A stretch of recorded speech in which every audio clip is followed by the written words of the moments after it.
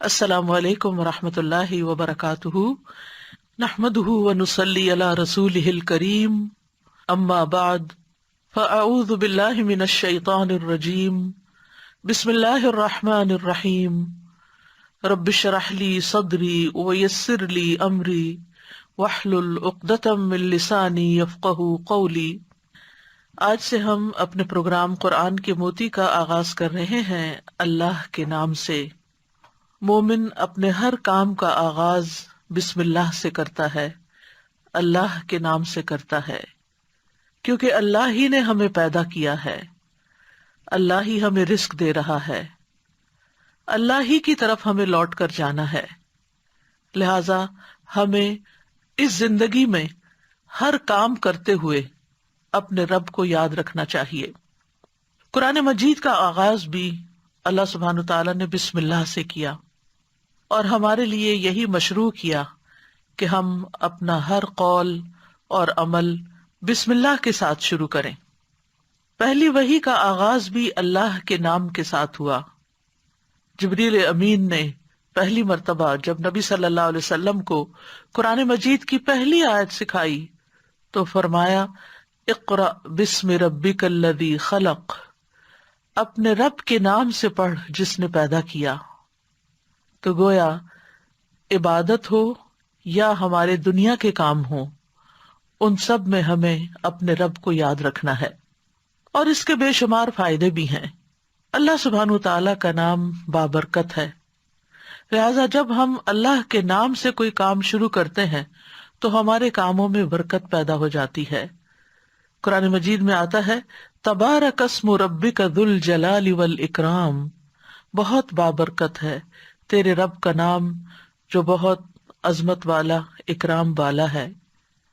جب ہم عبادت کرتے ہیں تو کہتے ہیں ایاک نعبد و ایاک نستعین، صرف تیری ہی ہم عبادت کرتے ہیں اور تجھی سے ہم مدد چاہتے ہیں، کیونکہ ہم کمزور ہیں، ہم اللہ کی عبادت کا حق ادا نہیں کر سکتے۔ اس لیے کوئی بھی کام جو عبادت کی نوعیت سے تعلق رکھتا ہو، یعنی خاص عبادات سے، ان کے آغاز میں بھی اللہ کا نام لینا چاہیے، کیونکہ اس سے اللہ کی مدد حاصل ہوتی ہے، اور پھر مزید نیک کاموں کی توفیق بھی ہوتی ہے۔ انسان برائی سے بچتا ہے، شیطان کے وار سے محفوظ رہتا ہے، کیونکہ اللہ تعالیٰ کی مدد، توفیق اور سپورٹ انسان کو حاصل ہو جاتی ہے، اور انسان کے اندر کوئی فخر اور غرور نہیں آتا۔ وہ یہی سمجھتا ہے کہ جو بھی نیک کام میں کر رہا ہوں وہ اللہ کی مدد سے، اللہ کی توفیق سے ہی کر رہا ہوں، اس میں میرا اپنا کوئی کمال نہیں۔ وما توفیقی الا باللہ، نہیں مجھے توفیق مگر اللہ کے نام کے ساتھ ہی۔ پھر اسی طرح جب انسان بسم اللہ سے کام کا آغاز کرتا ہے تو انسان کو اخلاص نصیب ہوتا ہے، کیونکہ جب اللہ کا نام لیا تو اللہ کے نام کے ساتھ اللہ ہی کے لیے کام کرنا چاہیے، جو بھی کچھ ہم کریں۔ اور پھر اگر وہ کام صحیح ہے، عبادت کا ہے یا دنیاوی امور سے متعلق ہے، تو پھر ہماری نیت اور ہمارا قبلہ درست ہو جاتا ہے، انسان کو اخلاص نصیب ہو جاتا ہے۔ پھر اسی طرح یہ ہے کہ انسان جب اللہ کے نام کے ساتھ کوئی کام کرتا ہے تو اللہ کی نعمتوں کی یاد دہانی بھی ہوتی ہے۔ مثال کے طور پر اگر آپ پانی پی رہے ہیں تو جب آپ پانی پینے لگتے ہیں تو بسم اللہ کہتے ہیں، اور جب بسم اللہ کہتے ہیں تو آپ کو اللہ کی یاد آ جاتی ہے، اور پھر ساتھ ہی وہ نعمت جو آپ استعمال کر رہے ہیں اس کے بارے میں غور و فکر بھی نصیب ہوتا ہے کہ یہ اللہ نے پانی پلایا ہے، اور پھر انسان کا غور و فکر اسے کہیں سے کہیں لے جاتا ہے، اس کے اندر ایک وسعت پیدا ہوتی ہے، وہ سوچتا ہے کہ یہ پانی میرے گلاس میں کہاں سے پہنچا، کس نے اتارا۔ تو ظاہر ہے کہ پانی کا پیدا کرنے والا بھی اللہ ہے، اور تمام چیزوں کو اللہ سبحانہ تعالیٰ نے پانی سے پیدا کیا۔ ہم تک جو پانی پہنچتا ہے کچھ تو زمینی ذرائع سے، اور بیسیکلی بارش کے ذریعے آتا ہے۔ بارش کیسے آتی ہے؟ سمندروں کا پانی بخارات کی شکل میں اوپر اٹھتا ہے، اور پھر بادلوں کی شکل میں جہاں اللہ چاہتا ہے برساتا ہے۔ جب بادل برستے ہیں یا برف پڑتی ہے تو پہاڑوں کی چوٹیوں پر اور مختلف جگہوں پر یا تو پانی جم جاتا ہے یا پھر ندی نالوں کی شکل میں، دریاؤں کی شکل میں بہنے لگتا ہے، اور کچھ پانی رس کر زمین کے اندر چلا جاتا ہے، چشموں کی شکل اختیار کر لیتا ہے، اور پھر مختلف ذرائع سے ہوتے ہوتے وہ ہم تک پہنچتا ہے جسے ہم پیتے ہیں، اور جب پیتے ہیں تو پھر اللہ کا شکر ادا کرتے ہیں اور آخر میں الحمدللہ کہتے ہیں۔ لیکن اگر اتنے اہتمام کے ساتھ جو پانی میرے گلاس میں پہنچا اس کو میں نے اللہ کو یاد کیے بغیر، نعمت دینے والے کا نام لیے بغیر ہی پی لیا، تو اس سے بڑھ کر ناشکری کیا ہو سکتی ہے۔ پھر اسی طرح اگر انسان کھانا کھاتا ہے اور اللہ کا نام لیتا ہے تو وہ ضرور سوچتا ہے کہ کیا جو کچھ میں کھا رہا ہوں یہ اللہ کی مرضی کے مطابق بھی ہے یا نہیں، حلال ہے یا حرام ہے، اور پھر کس طریقے سے میں اس کو کھا رہا ہوں اور کس طریقے سے یہ مجھ تک پہنچا ہے، ان ساری چیزوں پر بھی غور و فکر ہونے لگتا ہے۔ تو گویا بسم اللہ پڑھنا بار بار انسان کو اللہ کی یاد دلاتا ہے، اور اس طرح انسان اللہ کی اطاعت کی طرف مائل ہوتا ہے، اللہ کی دی ہوئی نعمتوں کو اللہ کی رضا میں استعمال کرتا ہے، اور اللہ کو یاد کرتے ہوئے اللہ کا قرب حاصل کر لیتا ہے۔ یعنی جب ہر کام کے شروع میں جب ہم اٹھتے بیٹھتے چلتے پھرتے ہم اللہ کا نام لیتے ہیں تو اس طرح ہمیں اللہ سبحانہ تعالیٰ کا قرب نصیب ہوتا ہے، اور ہمارے دنیا کے کام بھی عبادت بن جاتے ہیں، کیونکہ وہ اللہ کی مرضی کے مطابق اللہ کی رضا کے لیے ہوتے ہیں، اور اس طرح دنیا میں بھی کاموں کے اندر برکت پیدا ہوتی ہے، سہولت پیدا ہوتی ہے، اللہ کی مدد شامل حال ہوتی ہے، اور آخرت میں بھی یہ عمل فائدہ دیتا ہے، اور انسان کے اندر کوئی تکبر و غرور پیدا نہیں ہوتا۔ وہ سوچتا ہے کہ جو کچھ مجھے ملا ہے یہ اللہ کا فضل ہے۔ پھر ہم دیکھتے ہیں کہ انبیاء کا طریقہ بھی یہی رہا ہے۔ نوح علیہ السلام کے بارے میں آتا ہے کہ جب وہ کشتی پر سوار ہوئے تو انہوں نے دعا پڑھی، اس کا آغاز بھی بسم اللہ سے کیا، بسم اللہ مجریہا و مرساہا۔ اسی طرح سلیمان علیہ السلام نے ملکہ سبا کو جو خط لکھا اس کے آغاز میں بھی بسم اللہ لکھا۔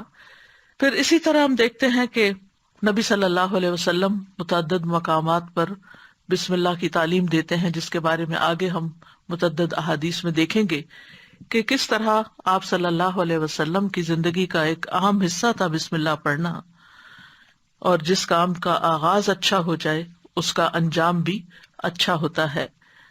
قرآن مجید کا آغاز بھی بسم اللہ کے ساتھ ہو رہا ہے، اور بسم اللہ قرآن مجید کی ایک مستقل آیت ہے، یعنی یہ کہ سورۃ الفاتحہ یہ کسی اور سورت میں داخل نہیں ہے، ہر سورت کے شروع میں اسے الگ آیت کے طور پر لکھا گیا ہے، اور اس میں ہم دیکھتے ہیں کہ سورۃ التوبہ جو ہے اس سے پہلے بسم اللہ نہیں ہے، کیونکہ بسم اللہ سے امان حاصل ہوتی ہے، اور سورۃ التوبہ کے شروع میں مشرکین کو امان سے نکالا جا رہا ہے، بری ذمہ کیا جا رہا ہے۔ تو بہرحال آغاز ہوتا ہے قرآن مجید کا بسم اللہ الرحمن الرحیم کے ساتھ، یعنی میں اللہ کی مدد طلب کرتے ہوئے اپنی قرات کو اللہ کے نام سے شروع کرتا ہوں، اور پھر اس میں اللہ سبحانہ تعالیٰ کے نام اللہ کے علاوہ دو صفات کا ذکر ہے۔ الرحمن، ایسی ذات جس کی رحمت تمام مخلوق پر چھائی ہوئی ہے، اور الرحیم، ایسی ذات جو مومنوں پر آخرت میں بھی رحم فرمائے گی۔ جہاں تک لفظ اللہ کا تعلق ہے تو اس کو اسم الجلالہ بھی کہتے ہیں۔ اللہ کی اصل الالہ ہے، اور لغت عرب میں الہ 4 معنوں پر بولا گیا ہے۔ نمبر 1 المعبود، جس کی عبادت کی جائے۔ نمبر 2 الملجأ، جس کی پناہ لی جائے۔ نمبر 3 المفزوع الیہ، گھبراہٹ میں جس سے مدد حاصل کی جائے۔ نمبر 4 المحبوب، وہ محبوب جس کے ساتھ عظیم محبت ہو اور اس کے بارے میں عقلیں حیران ہو جائیں۔ تو اللہ کا لفظ اللہ سبحانہ تعالیٰ کا اسم ذات ہے، یعنی ذاتی نام ہے، سب ناموں سے عظیم اور اعلیٰ ہے، اور یہ جلیل القدر نام اللہ سبحانہ تعالیٰ کے جتنے بھی باقی نام ہیں وہ سب اسی نام کی طرف لوٹتے ہیں، یعنی وہ اللہ ہی کے نام اور اللہ ہی کی صفات ہیں. اور اس کو امام غزالی کہتے ہیں کہ یہ اللہ تعالیٰ کے ناموں میں سے سب سے زیادہ عظیم نام ہے، کیونکہ یہ اس ذات الہی پر دلالت کرتا ہے جو تمام صفات الہیہ کو جمع کرنے والی ہے، یہاں تک کہ کوئی بھی صفت اس سے جدا اور علیحدہ نہیں ہو سکتی. یعنی اللہ تعالیٰ کے جتنے بھی باقی اچھے اچھے نام ہیں وہ سب اللہ ہی کے نام ہیں. وَلِلَّهِ الْأَسْمَاءُ الْحُسْنَى، کہ اللہ ہی کے لیے ہیں اچھے اچھے نام. سورۃ الاسراء میں آتا ہے قُلِ ادْعُوا اللَّهَ أَوِ ادْعُوا الرَّحْمَٰنَ أَيَّمَّا تَدْعُوا فَلَهُ الْأَسْمَاءُ الْحُسْنَى، کہہ دیجئے کہ اللہ کو پکارو یا رحمان کو پکارو، تم جس کو بھی پکارو گے سو بہترین نام اسی کے ہیں. اسی طرح سورۃ الحشر میں آتا ہے هو اللہ الخالق البارئ المصور لہ الاسماء الحسنى، وہ اللہ ہی ہے جو خاکہ بنانے والا ہے، گھڑنے ڈھالنے والا ہے، صورت بنا دینے والا ہے. سب اچھے اچھے نام اسی کے ہیں. اسی کی تسبیح کر رہی ہے ہر وہ چیز جو آسمانوں اور زمین میں ہے، وہی سب پر غالب کمال حکمت والا ہے.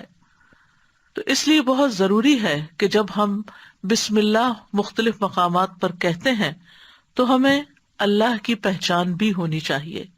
اللہ سبحانہ وتعالیٰ کو پہچاننا بھی ضروری ہے، اور اس کی پہچان اس کی نشانیوں کے ساتھ بھی ہوتی ہے جو کائنات میں پھیلی ہوئی ہیں. اس کی پہچان اس کی کتاب کے ذریعے بھی ہوتی ہے، اور اس کی پہچان نبی صلی اللہ علیہ وسلم نے بھی کروائی ہے. لہٰذا اگر ہم اللہ تعالیٰ کو پہچانیں گے تو ہم صحیح طور پر پورے شعور کے ساتھ بسم اللہ ادا کریں گے. بلحجیم قبیلے کے ایک آدمی سے روایت ہے، وہ کہتے ہیں کہ میں نے پوچھا اللہ کے رسول آپ کن چیزوں کی دعوت دیتے ہیں؟ نبی صلی اللہ علیہ وسلم نے فرمایا میں اس اللہ کی طرف دعوت دیتا ہوں جو یکتا ہے. قال ادعو الی اللہ وحدہ، کون ہے اللہ؟ وہ اللہ کہ جب تم پر کوئی مصیبت آتی ہے اور تم اسے پکارتے ہو تو وہ تمہاری مصیبت دور کر دیتا ہے، اور جب تم کسی بیابان اور جنگل میں راستہ بھول جاؤ اور اس سے دعا کرو تو وہ تمہیں واپس پہنچا دیتا ہے.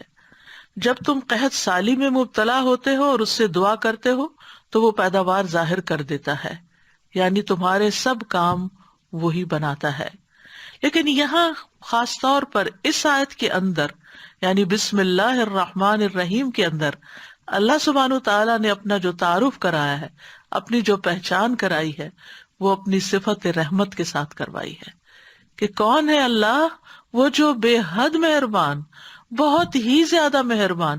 الرحمن فعلان کے وزن پر مبالغے کا صیغہ ہے کہ جو بہت ہی زیادہ، یعنی انسان کی عقل اس کو کمپریہینڈ کر ہی نہیں سکتی کہ وہ کتنا مہربان ہے.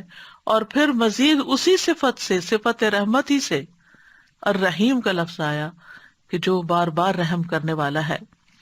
لہذا اللہ سبحانہ تعالی وہی ہے جو اپنی رحمتیں نچھاور کرتا ہے، اور رحمت کا مطلب ہے نرمی اور شفقت کرنے والا. گویا اللہ سبحانہ تعالیٰ کی صفات میں اللہ تعالیٰ کے اپنے بندوں کے ساتھ، اپنی مخلوق کے ساتھ معاملہ کرنے میں نرمی اور شفقت ہے. اور رحمان اور رحیم دونوں صفات اللہ ہی کی ہیں، دونوں نام اللہ ہی کے ہیں، لیکن دونوں میں تھوڑا فرق ہے. رحمان ایسی رحمت والا جس کی رحمت دنیا کی تمام مخلوقات کو اور آخرت میں مومنوں کو بھی شامل ہے، یعنی یہ رحمت عام ہے. اور اسی نام سے اللہ سبحانہ تعالیٰ نے اپنے آپ کی پہچان کروائی کہ الرحمن علی العرش استویٰ، وہ بے حد رحم فرمانے والا عرش پر بلند ہوا. اور رحیم سے مراد ایسی رحمت والا کہ جو قیامت کے دن صرف مومنوں کے لیے ہوگی.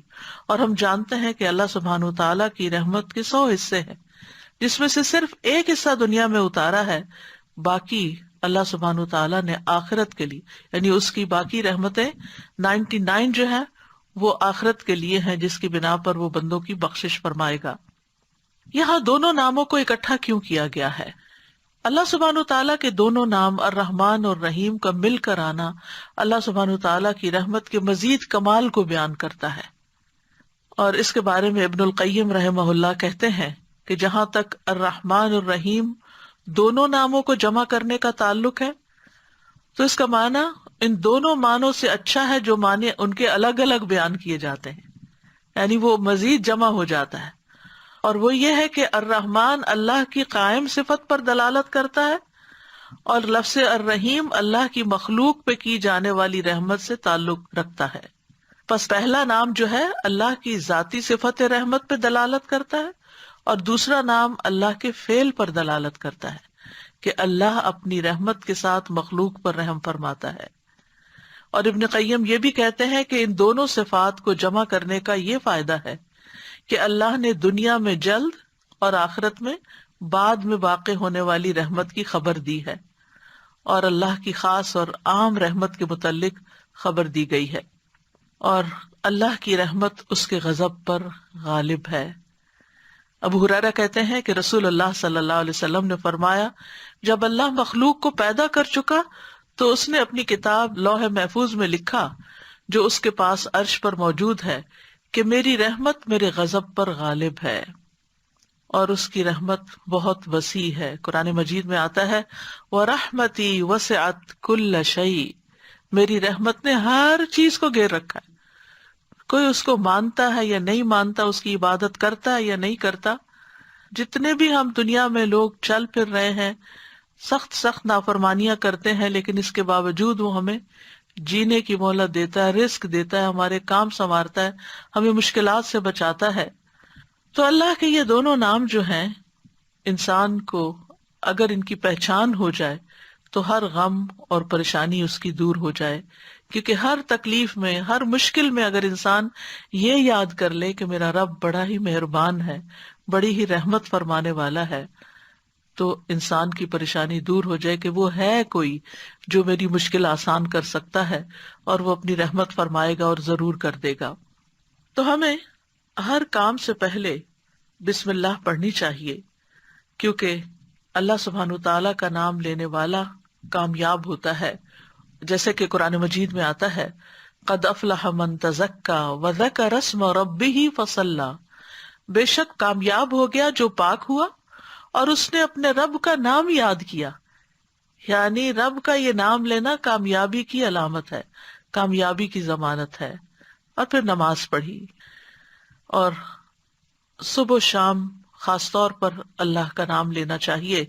سورۃ الانسان میں آتا ہے وَاذْكُرِ اسْمَ رَبِّكَ بُكْرَةً وَأَصِيلًا، اور اپنے رب کا نام صبح اور پچھلے پہر یاد کیا کرو۔ تو بہرحال اللہ کا نام لینا برکت کا سبب ہے۔ ایک شخص نے نبی صلی اللہ علیہ وسلم سے کہا، ہم کھانا تو کھاتے ہیں لیکن ہم سیر نہیں ہوتے، ہمارا پیٹ نہیں بھرتا۔ آپ نے فرمایا شاید تم الگ الگ کھاتے ہو، اپنے کھانے پہ جمع ہو جایا کرو اور کھانے کے وقت اللہ کا نام لیا کرو، وہ تمہارے لیے اس کھانے میں برکت ڈال دے گا۔ یعنی یہ مطلب یہ ہے کہ اگر تھوڑا بھی ہوگا تو تمہارا پیٹ بھر جائے گا اور تمہاری بھوک مٹ جائے گی۔ اسی طرح اللہ کا نام لینے سے انسان کو ہر طرح کی حفاظت بھی ملتی ہے۔ جابر بن عبداللہ سے مروی ہے کہ رسول اللہ صلی اللہ علیہ وسلم نے فرمایا، جب رات کا آغاز ہو یا جب شام ہو جائے تو اپنے بچوں کو روک لو، گھر سے باہر نہ نکلنے دو، کیونکہ اس وقت شیاطین پھیل جاتے ہیں۔ پھر جب رات کی ایک گھڑی گزر جائے تو انہیں چھوڑ دو اور دروازے بند کر لو، اس وقت اللہ کا نام لو، کیونکہ شیطان بند دروازے نہیں کھول سکتا۔ اللہ کا نام لے کر اپنے مشکیزوں کا منہ باندھو، اللہ کا نام لے کر اپنے برتنوں کو ڈھک دو، خواہ کسی چیز کو چوڑائی میں رکھ کر ہی اس کو ڈھکو، اور اپنے چراغ سونے سے پہلے بجھا دیا کرو۔ تو اس سے کیا پتہ چلتا ہے کہ رات کو آخری کام جو کر رہا ہوتا ہے انسان، چاہے کیسی ہی تھکاوٹ کیوں نہ ہو، یہ کام وہ ہیں جو تقریباً سب لوگ کرتے ہیں، تو ان سب چیزوں پر بھی بسم اللہ پڑھنی چاہیے، اس وقت بھی اللہ کا نام لینا چاہیے۔ پھر اسی طرح اللہ کا نام لینے سے انسان اچانک پہنچنے والی مصیبت سے بھی محفوظ رہتا ہے۔ عثمان بن عفان کہتے ہیں، میں نے رسول اللہ صلی اللہ علیہ وسلم سے سنا، آپ فرماتے تھے، جس نے شام کو 3 بار یہ دعا پڑھ لی اسے صبح تک کوئی اچانک مصیبت نہیں آئے گی، کوئی اچانک مصیبت نہیں آئے گی۔ یعنی اس کا مطلب نہیں کہ دوسری آ جائے گی، یعنی ایک دم کسی قسم کی پریشانی اس کو لاحق نہیں ہوگی، اور وہ دعا ہے بسم اللہ الذی لا یضر مع اسمہ شیء فی الارض ولا فی السماء وہو السمیع العلیم۔ اللہ کے نام سے، وہ ذات کہ اس کے نام سے کوئی چیز زمین میں ہو یا آسمان میں نقصان نہیں دے سکتی، اور وہ خوب سنتا ہے اور خوب جانتا ہے۔ اور جس نے صبح کے وقت یہ دعا پڑھ لی اسے شام تک کوئی اچانک مصیبت نہیں آئے گی، اور جب شام کو کوئی پڑھ لے تو صبح تک اس کو پریشانی نہیں ہوگی۔ اسی طرح اگر انسان بسم اللہ نہیں پڑھتا تو یاد رکھیے کہ بسم اللہ نہ پڑھنے کا نقصان یہ ہے، ابن عباس کہتے ہیں کہ ابلیس نے اللہ تعالیٰ سے کہا کہ تو نے اپنی ساری مخلوق کا رزق واضح کر دیا ہے، میرا رزق کس میں ہے؟ تو اللہ تعالیٰ نے فرمایا ہر اس چیز میں جس پر میرا نام نہ لیا جائے۔ تو گویا جس چیز پر ہم اللہ کا نام نہیں لیتے وہ رزق پھر شیطان کے حصے میں چلا جاتا ہے، گویا ہم اپنے دشمن ہی کو فیڈ کرتے ہیں۔ قیامت کے دن بھی اللہ کے نام سے وزنی کوئی چیز نہ ہوگی۔ پھر اسی طرح یعنی اس دعا کے پڑھنے کے مواقع کون کون سے ہیں؟ نمبر 1، ہر کام شروع کرنے سے پہلے، تاکہ اس میں برکت اور مدد حاصل ہو، اس کے اندر قبولیت ہو، ہمیں اخلاص نصیب ہو۔ پھر خاص طور پر کھانا کھانے سے پہلے حضرت عائشہ کہتی ہیں کہ رسول اللہ صلی اللہ علیہ وسلم نے فرمایا جب تم میں سے کوئی کھانا کھانے لگے تو چاہیے کہ اللہ تعالیٰ کا نام لے، پھر اگر شروع میں اللہ تعالیٰ کا نام لینا بھول جائے تو چاہیے کہ یوں کہے بسم اللہ اولہ و آخرہ، اللہ کے نام سے اس کھانے کے شروع میں اور آخر میں بھی۔ پھر اسی طرح لباس اتارتے وقت بسم اللہ پڑھنی چاہیے۔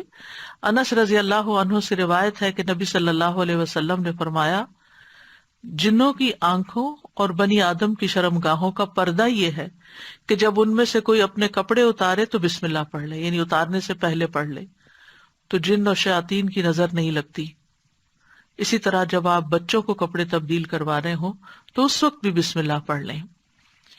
اسی طرح بیت الخلاء جاتے وقت یعنی اندر پاؤں رکھنے سے پہلے بسم اللہ پڑھ کے دروازہ کھولیں۔ حضرت علی رضی اللہ عنہ روایت کرتے ہیں، کہتے ہیں کہ رسول اللہ صلی اللہ علیہ وسلم نے فرمایا جنوں کی آنکھوں اور بنی آدم کی شرمگاہوں کا پردہ یہ ہے کہ جب ان میں سے کوئی بیت الخلاء جائے تو بسم اللہ پڑھ لے، کیونکہ جب انسان ننگا ہوتا ہے تو حفاظت کے فرشتے اس سے دور چلے جاتے ہیں، تو اس وقت حفاظت پھر کس سے حاصل ہوگی؟ جب آپ واش روم میں جانے سے پہلے بسم اللہ پڑھ کے پھر داخل ہوں گے۔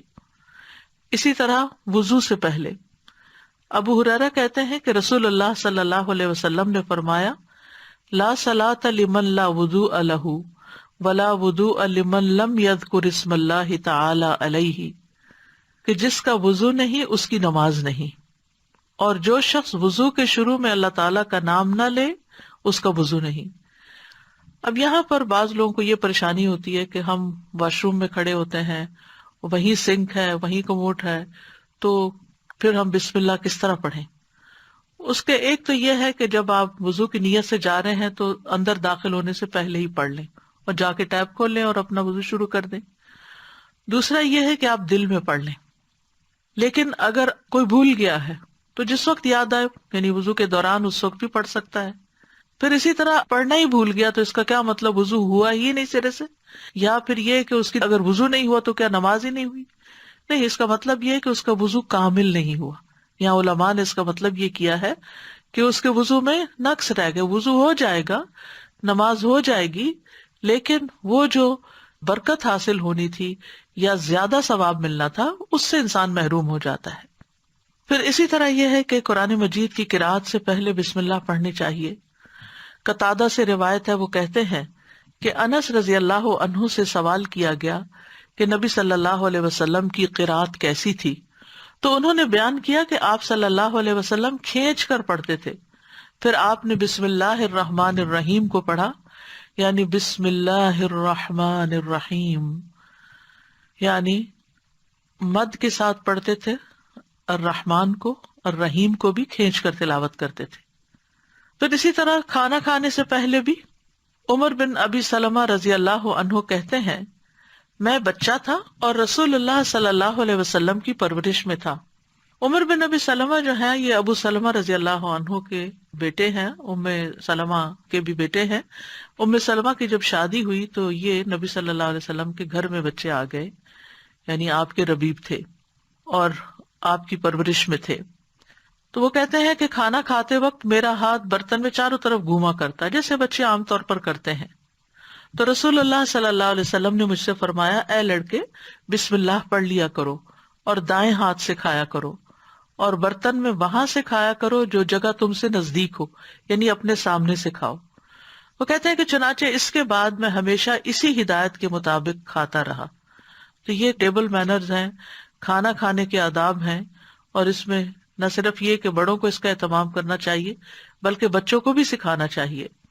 پھر اسی طرح گھر میں داخل ہوتے وقت بسم اللہ پڑھ کر داخل ہوں۔ جابر رضی اللہ عنہ سے روایت ہے، وہ کہتے ہیں کہ میں نے رسول اللہ صلی اللہ علیہ وسلم کو فرماتے ہوئے سنا، جب آدمی اپنے گھر میں داخل ہوتا ہے تو وہ داخل ہوتے وقت اور کھانا کھاتے وقت اللہ کا نام لیتا ہے تو شیطان کہتا ہے کہ آج تمہارے لیے اس گھر میں نہ رات گزارنے کی جگہ ہے اور نہ ہی رات کا کھانا ہے۔ اور اگر وہ داخل ہوا لیکن اپنے داخل ہوتے ہوئے اللہ کا نام نہ لیا تو کہتا ہے تم نے رات گزارنے کی جگہ پا لی، اور اگر اپنے کھانا کھانے کے وقت اللہ کا نام بھی نہ لے انسان تو شیطان کہتا ہے تم نے رات گزارنے کی جگہ اور رات کا کھانا پا لیا، یعنی ہماری چیزوں میں پھر اس کی شراکت ہو جاتی ہے۔ اب دیکھیں کہ بہت سارے مسائل اور بہت ساری بیماریاں عام ہو چکی ہیں جن کی بعض اوقات تشخیص بھی نہیں ہو پاتی، اور پھر ہم بعض اوقات یہ سمجھتے ہیں کہ شاید جادو ہو گیا ہے یا پھر یہ کوئی نظر لگ گئی ہے، لیکن اگر ہم ان آداب کا خیال رکھیں تو انشاءاللہ شیطان جو ہمارا دشمن ہے اس کے شر سے محفوظ رہیں گے۔ نہ صرف یہ کہ خود اپنے لیے بلکہ اپنے گھر والوں کے لیے بھی ان کو تعلیم بھی دیں اور ان کو یاد دہانی بھی کرائیں، اور ان کی پروٹیکشن کا انشاءاللہ بہترین سر و سامان ہوگا۔ اسی طرح رات کو سونے سے پہلے بسم اللہ پڑھ کر بستر جھاڑنا چاہیے۔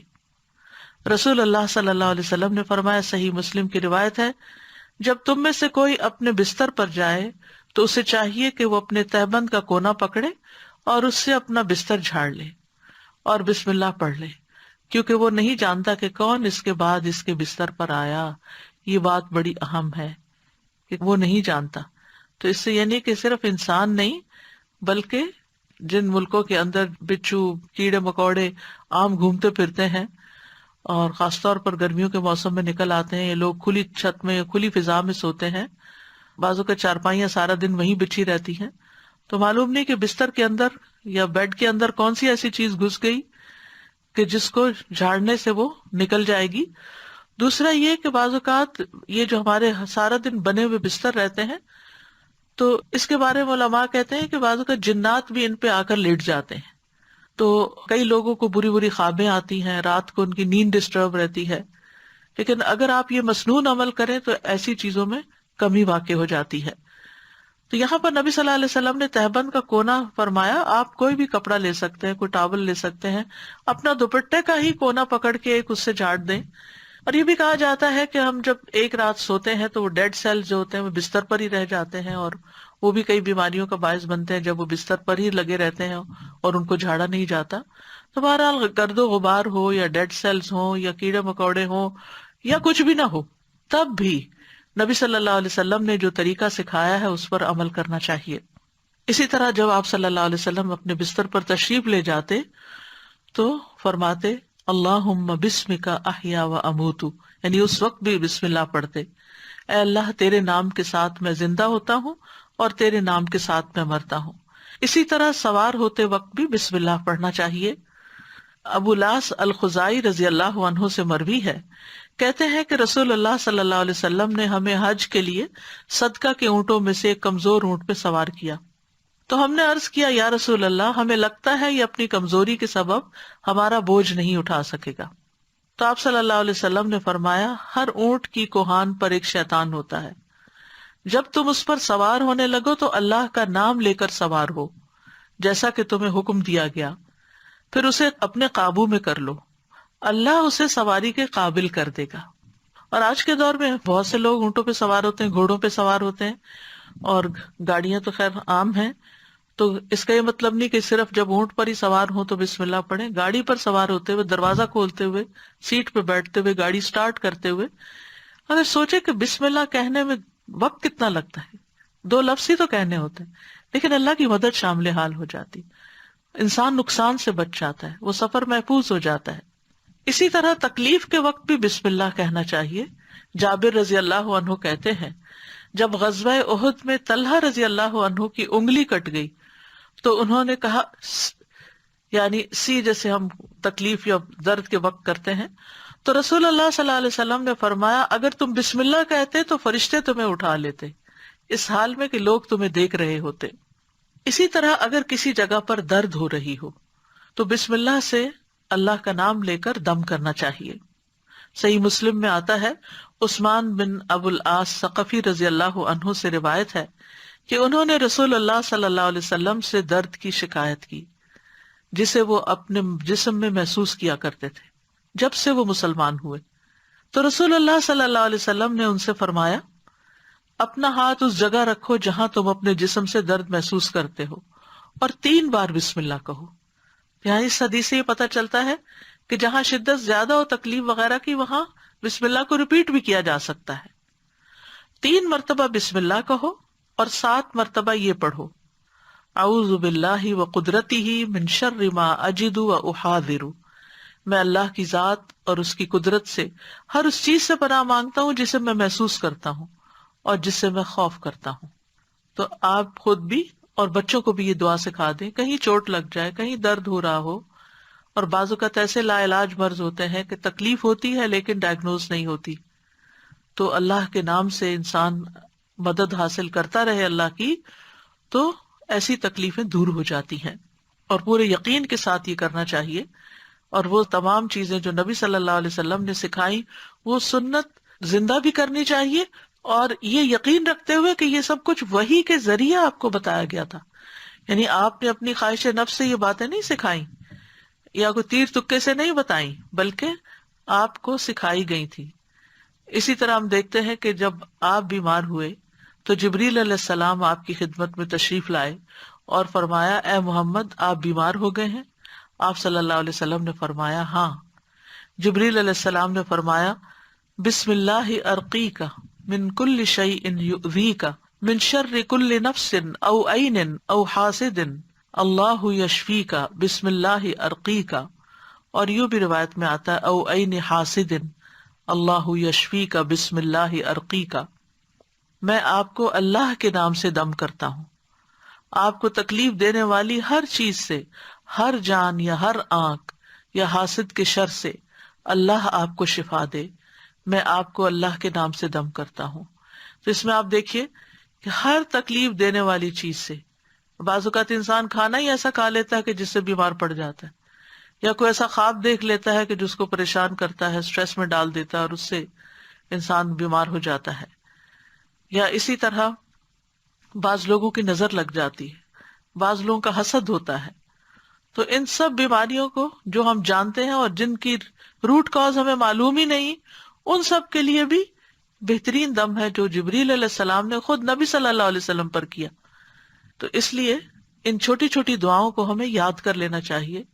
اگر یاد کرنے میں مشکل ہوتی ہے، بعض لوگوں کا حافظہ کمزور ہوتا ہے، تو پھر یہ رقیہ آپ لکھ کے بھی اپنے پاس رکھ سکتے ہیں اور اپنے گھر والوں کو، اپنے پیاروں کو خود دم کر سکتے ہیں. اسی طرح آپ دیکھیے کہ ہم بستری کے وقت بھی بسم اللہ کا حکم ہے. یعنی اس سے یہ پتہ چلتا ہے کہ چاہے آپ نماز پڑھ رہے ہیں یا قرآن پڑھ رہے ہیں یا پھر عین دنیا کے کوئی کام کر رہے ہیں، تو آپ بسم اللہ سے ان کا آغاز کریں. ابن عباس کہتے ہیں، اور وہ اس حدیث کو نبی صلی اللہ علیہ وسلم تک پہنچاتے ہیں کہ آپ نے فرمایا جب تم میں سے کوئی اپنی بیوی کے پاس آئے تو کہے بسم اللہ اللہم جنبنا الشیطان وجنب الشیطان ما رزقتنا. اللہ کے نام کے ساتھ اے اللہ ہمیں شیطان سے بچا اور شیطان کو اس چیز سے دور رکھ جو اس کے نتیجے میں تو ہمیں عطا فرمائے.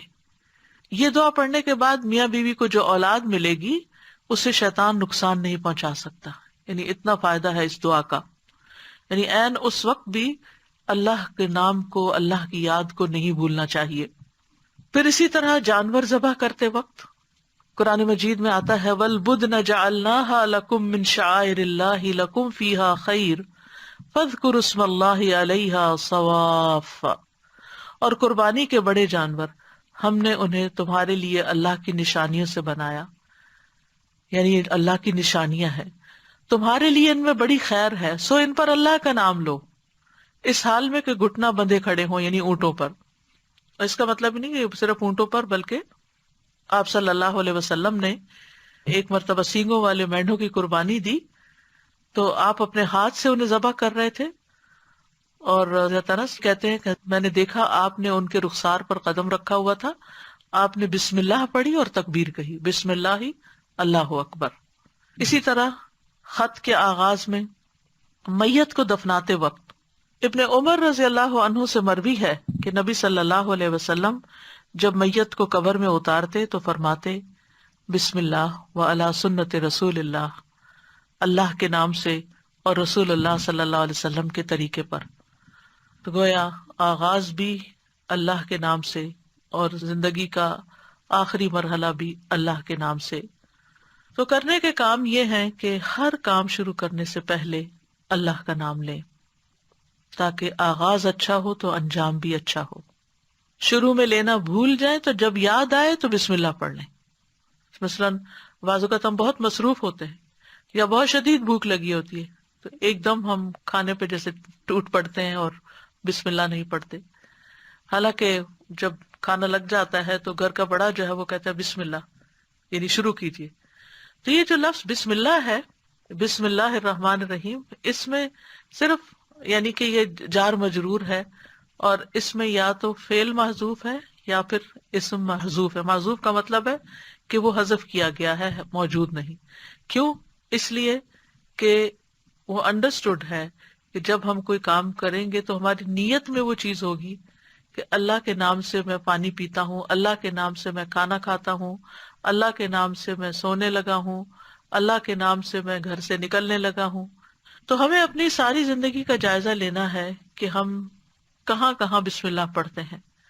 آپ دیکھیے کہ اسلامک کلچر میں تو ہر موقع پر، یعنی جب کوئی کام نہیں کہا جاتا، آپ کے بھی دل میں ہوتا ہے دوسرے کے بھی، تو آپ صرف بسم اللہ کہہ کے اس کو سمجھا دیتے۔